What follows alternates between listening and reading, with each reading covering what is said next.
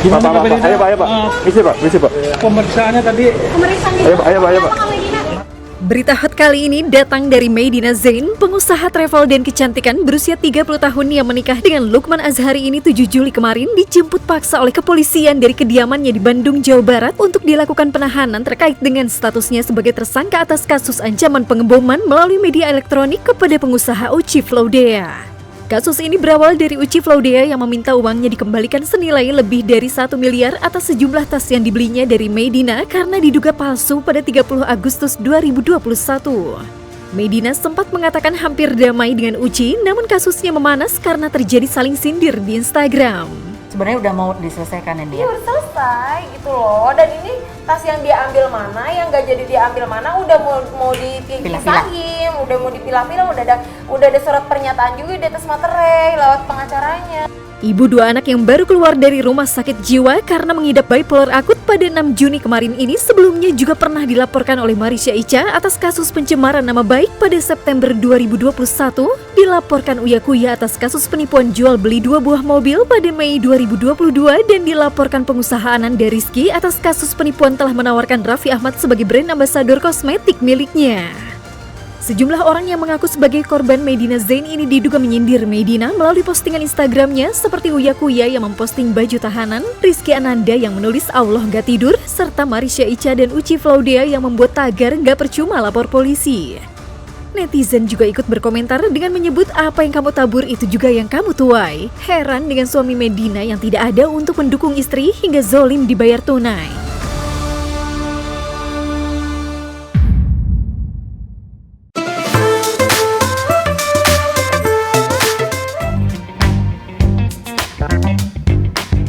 Halo pemirsa Rumpi No Secret. Kali ini Kak Ros akan mengajak pemirsa di rumah untuk melihat keseruan Kak Ros jalan-jalan di Turki. Kira-kira Kak Ros akan ditemani artis siapa ya di perjalanan Rumpi Vacation Turki kali ini?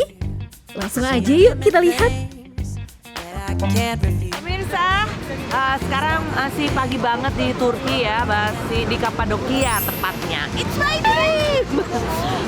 Jam 4 pagi lewat setengah 5 lah ya. Kita balonnya udah naik, saatnya kita akan naik balon keliling-keliling sekitar 1 jam dari mulai naik sampai turun. Tapi sebelumnya kita nanti akan di briefing dulu ya. Udaranya dingin banget, aku pakai begini supaya kupingku tertutup, supaya aku tidak terlalu kedinginan.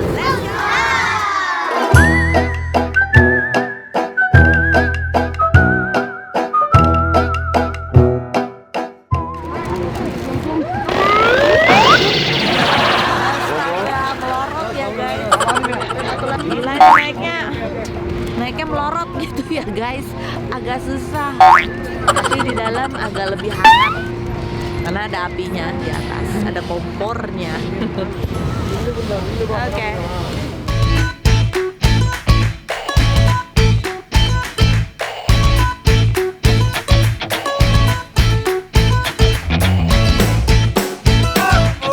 Ini Karo. Thank you.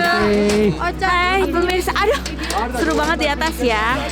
Tapi turunnya agak nggak anggun ya. Sebelum naiknya tuh kurang anggun. Tapi di sana tuh cakep banget pemandangannya. Walaupun kalau mau foto-foto agak susah ya. Kameranya harus ada yang 0,5 gitu biar kelihatan wide and kelihatan semua. Tapi tadi pas sunrise tuh cakep banget. Cuman harus buru-buru karena balonnya muter. Balonnya muter. Terus di bawah tadi kita lihat seru banget, ada orang-orang yang pemotretan tuh yang pakai baju-baju panjang gitu ya. Terus ada yang pre-wedding juga di lokasi-lokasi itu. Tapi yang bisa kita mendarat. Jadi mendaratnya itu kita harus bend the knees gitu, harus gini-gini supaya dia berat ke bawah ya. Kalau aku nggak bend the knees, aku jongkok aja. Aku jongkok. Terus jatuhnya juga berak gitu, bikin kaget ya. Begitu udah, terus keranjangnya dinaikin di sini nih guys, di mobil. Jadi ada beberapa detik kita nggak naik balon tapi naik mobil.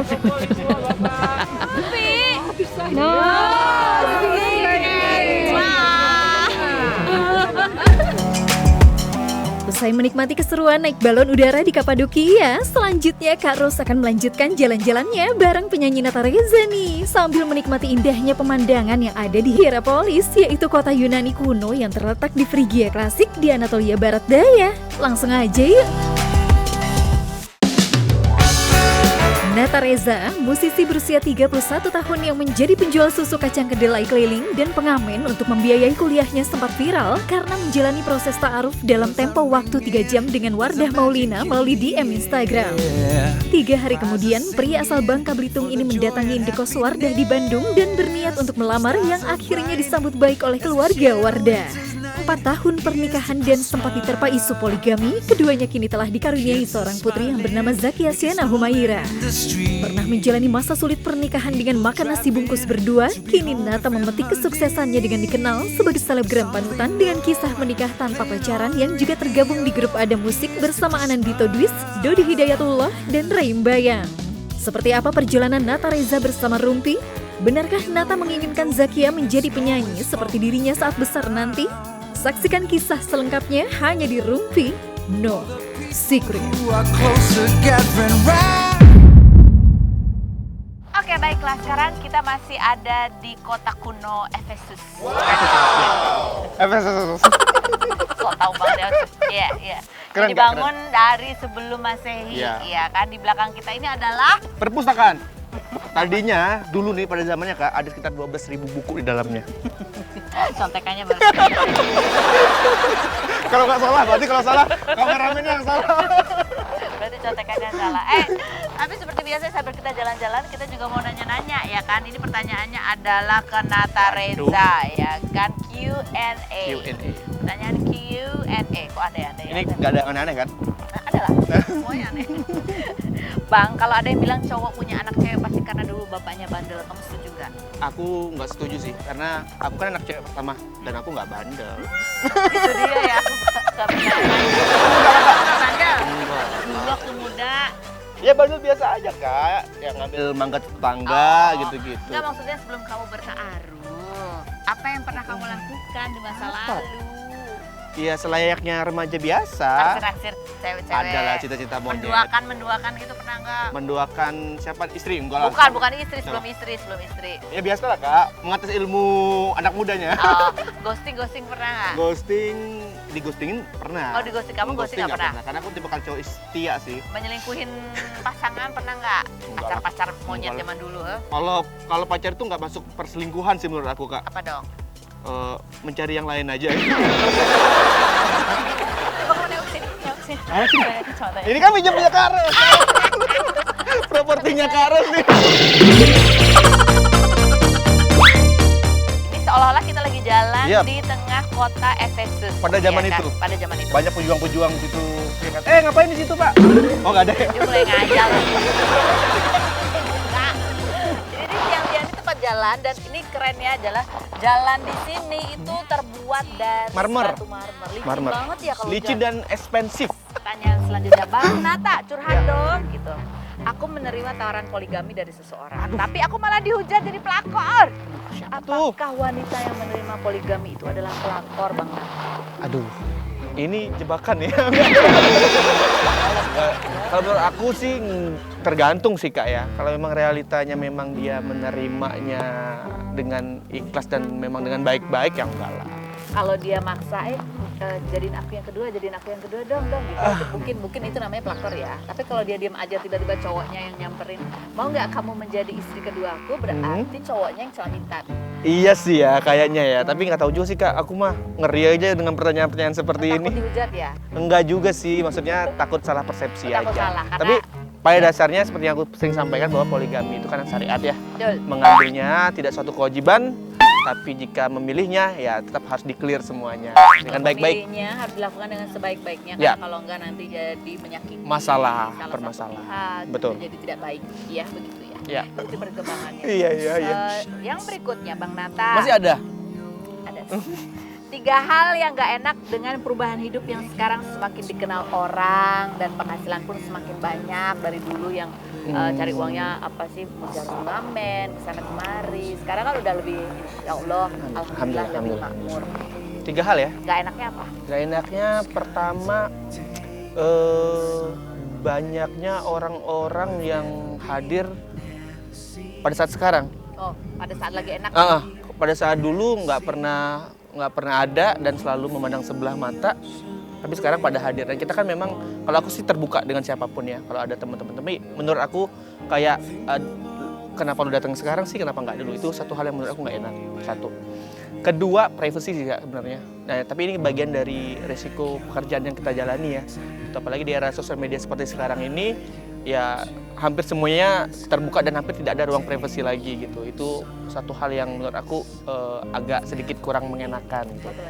Satu lagi, ini kalau terjadi ya, tapi alhamdulillah masih bisa aku cover waktu dengan keluarga. Waktu dengan keluarga menurut aku hal yang sangat berharga sekali, makanya aku kadang sempetin bawa keluarga untuk bareng-bareng kerja. Gitu. Kenapa waktu berkeluarga jadi berkurang? Banyak pekerjaan di luar Kak sekarang. Oh, Alhamdulillah. Alhamdulillah ya. Kayak sekarang diajak rumpi, jalan-jalan. Ya bawa anaknya. Iya bawa. Iya.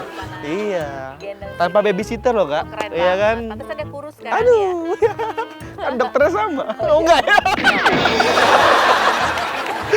Nata, kamu masih Ya. ingat zaman kamu sulit dulu, pernah ada pengalaman yang buat kamu tuh nyesek banget di mana pada saat kamu lagi butuh, Ya. kamu datang ke orang-orang tapi orang-orang itu pada cuek. Ada nggak tuh? Ada. Ada. Ada. Dulu kan aku ngekos ya di daerah Renggoso, dan pekerjaan aku kan ngamen Kak. Hampir 7 tahun aku ngamen, dan literally benar-benar di jalanan benar-benar ngamen. Suatu ketika aku pernah butuh banget yang namanya kendaraan ketika ada sesuatu yang urgensi, dan aku kadang pinjam ke teman-teman. Ada banyak alasan menurut aku itu, aduh, kenapa sih nggak percaya kalau aku butuh gitu. Aku pengen pinjam sebentar aja untuk sesuatu yang penting, mereka nggak mau gitu. Hal-hal yang kayak gitu kadang menurut aku nggak enak banget di fase-fase perjuangan aku gitu. Nah, tapi alhamdulillah memang Allah Maha Adil, saat ini ya Allah berikan apa yang dulu aku butuhkan gitu sekarang. Sesulit-sulitnya kamu kayak apa sih? Aku pernah tidur di pelataran masjid. Pernah nggak makan sampai 2 hari. Pernah dikejar-kejar ibu kos yang cuman kos-kosannya itu padahal cuma 200.000 aja. Kamu nggak bisa bayar. Nggak bisa bayar. Sulit nggak? Sulit ya? Setelah kamu hitung-hitung, mudah-mudahan sudah terbayar semua ya. Alhamdulillah. Kita turun ke bawah situ yuk. Mau turun lagi Kak? Aduh, ini jalan udah jauh banget. Aku mau lihat patung. Iya dah, let's go. Kita lihat perpustakaan yang ada berapa? 1.200? 12.000 buku. 12.000 buku.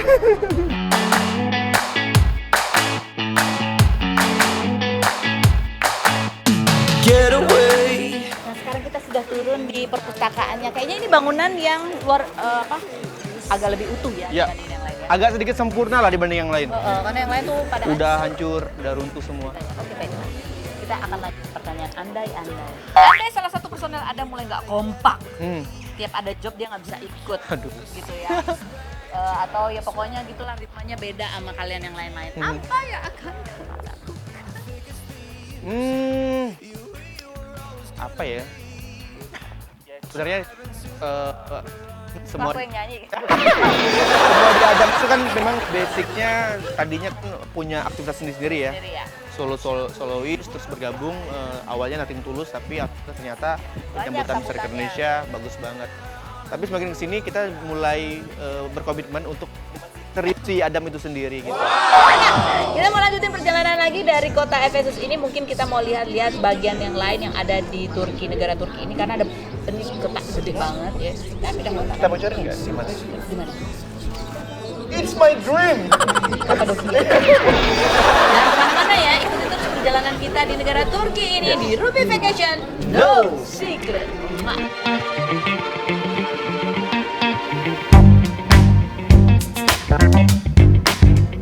Yeah, I try to run, try to walk away. Nah pemirsa, sekarang kita sudah ada di Pamukkale. Pamukkale ini nama kunonya adalah Hierapolis. Ya, karena suaminya itu yang mendirikan daerah ini, itu istrinya namanya Hera, memberi nama tepatnya seperti nama istrinya. Oke, keren banget. Jadi kalau kamu nanti kalau punya sebuah kota, membangun sebuah kota, kamu akan beri nama Wardah Polis. atau Wardah City. Oh, kok jadi Sunda ya? Oh, Jawa ya, Wardah City gitu. Bukan pakai S. Oh iya benar. Jadi ini adalah daerah pemandian air Air panas. panas. Jadi ini terbuat dari bukit kapur dan kemudian juga ada mata air panasnya yang buat ini loh, buat berendam. Berendam. Masih ada kok sampai sekarang, Kak. Di sebelah sana tadi yang kita lihat ya, ada lewat tuh kan, itu banyak masih orang masih berendam, airnya tuh sekitar 37 derajat Celcius. Iya. Karena mengandung berbagai mineral. Jadi dulu di zaman Romawi itu dokter-dokternya kalau punya pasien sering dikirim ke sini untuk berendam. Rawat inap di sini berarti ya. Rawat inap di sini. Rawat inapnya di sini. Nah, dibangun juga. Nah, ada tuh bekas-bekas reruntuhan Iya. kotanya, tapi lagi direnovasi jadi kita nggak bisa lihat. Tapi itu kan bagus banget ya. Sekarang ini sedang matahari sudah keren banget mulai ini. hilang karena tenggelamnya udah tadi suter, sekarang udah agak-agak hilang. Udah agak gelap kita. Jadi kita ngomongin Nataresa aja. Kan dulu katanya ngamen. Iya. Beneran ngamen. Bener, Kak. Literally ngamen Bukan cuma pencitraan ngamen. Jadi kamu ngamen sambil kuliah? sambil kuliah. Ngamennya pun kalau orang pikir kan banyak orang bilang di kafe gitu-gitu. Iya, emang di kafe beberapa kali. Cuman Ada di lebih kafe? ada di kafe. Cuman lebih sering di Jalanan? CP2 ya, di jalanan. Serius. Di perempatan lampu merah gitu? Lampu merah enggak, paling di kampus-kampus, di warung-warung pinggir-pinggir kampus sama di Metro Mini.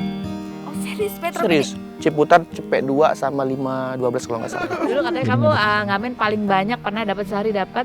Aku paling banyak pernah 500 ribuan dapat. Jadi jam berapa kamu ngamen, jam berapa? Kuliah jam berapa? Kuliah pagi jam 7 sampai makan siang tuh jam 11 sampai 12. Nah 12 aku biasanya langsung ngamen. Heeh. Langsung ngamen.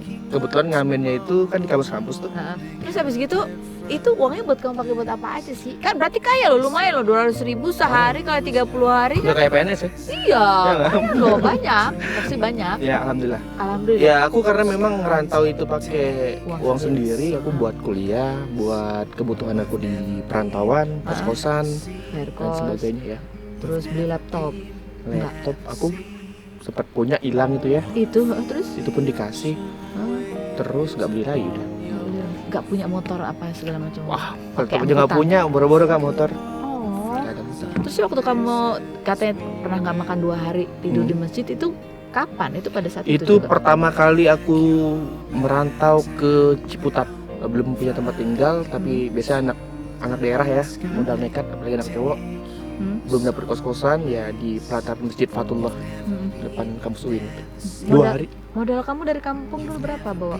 Dulu awal-awal kan aku lulus sekolah itu 2008 Kak. Terus aku nggak langsung kuliah, 1 tahun itu aku kerja jadi koki di salah satu tempat makan di daerah Sungaliat, Bangka ya. Ngumpul uang untuk kuliah. Tadinya aku pengen ngambil IKJ Jurusan? musik. Oh, oke. Cuman ternyata kan dulu akses informasi nggak kayak sekarang. Nggak tahu kalau ternyata biayanya lumayan kan pada waktu itu. Jadi pas datang sana shock. Oh, segini ya biayanya ya. Jadi alternatif lain aku kuliah di UMJ pada waktu itu. Kamu dulu ngambilnya pakai gitar? Pakai gitar. Oh, bawa gitar berarti dari. Awal-awal enggak. Gitar awal-awal enggak bawa gitar, tapi waktu ada sedikit uang aku beli gitar di daerah Ciputat, pasar Ciputat.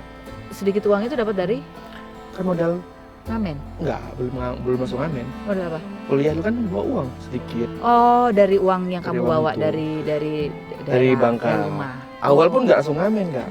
Ngapain dulu? Jualan susu kedelai. Oh gitu. Makanya kalau teman-teman bareng aku nih ke Ciputat itu banyak anak-anak kecil manggilin aku Om Sule sebenarnya. Karena setiap pagi aku jualan susu kedelai itu sambil teriak, Sule, susu kedelai. Om Sule. Ya ampun. Om Sule Perikiti, wah bukan ya? Ternyata siapa yang menyangka ya dari perjuangan seperti itu dia sekarang menjadi terkenal bersama Adam, punya bisnis. Ya, kita menikmati dulu matahari Yang semakin akan habis nih. tenggelam dengan semburat warna orange. Golden.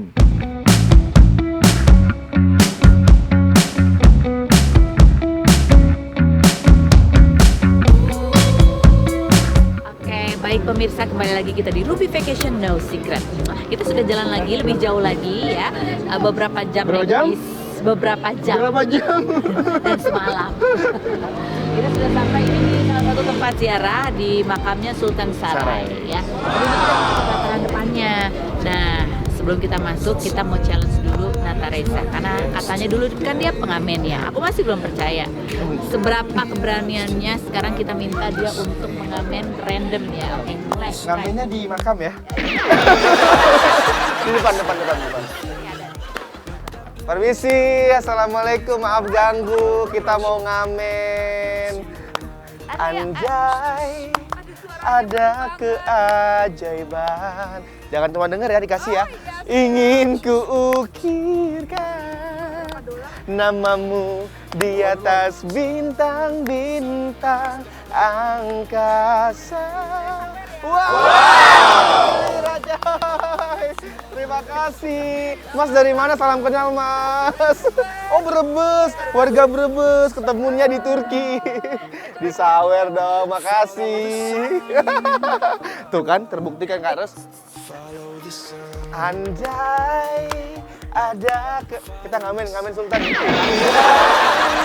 Ada keajaiban ingin kuukirkan.